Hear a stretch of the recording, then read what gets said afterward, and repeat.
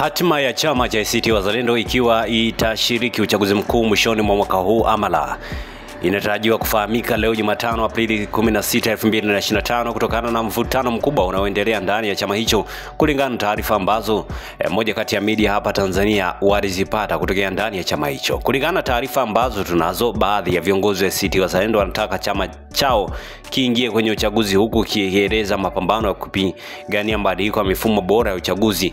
Kundi jingine likionya kwamba kushiriki uchaguzi mkuu kutakuwa hakuna maana, kwani mifumo haipo huru. Tume yenyewe imeshindwa kuhimili uhuru wake na wanaona kwamba kushiriki kwake ni kupoteza nguvu na rasilimali. Kamati ya uongozi wa chama hicho kwa siku 2 sasa imejifungia mjini Zanzibar kujadili na kutafuta maamuzi ya mwisho, maamuzi ambayo yanatarajiwa kutangazwa leo katikati ya mnyukano mkubwa ndani ya chama, huku kundi linalotaka chama kishiriki uchaguzi likijenga hoja zake kutokana na uzoefu wa kususia uchaguzi wa chama cha wananchi CUF waliosusia uchaguzi wa marudio mwaka 2016. Mwaka 2016 tulisusia uchaguzi.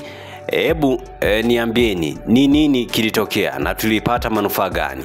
Amehoji mmoja wa wajumbe wa kamati ya uongozi kwenye moja ya kikao, akisisitiza umuhimu wa kushiriki uchaguzi huo huku akipigania mabadiliko ya kimfumo.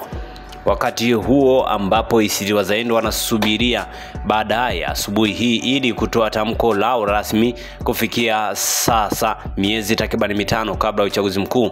Msimamo mwingine unaoshuhudiwa ni chama cha Demokrasia na Maendeleo Chadema, ambao wametangazwa kutoshiriki rasmi katika uchaguzi mkuu baada ya kushindwa kusaini kanuni za maadili ya uchaguzi.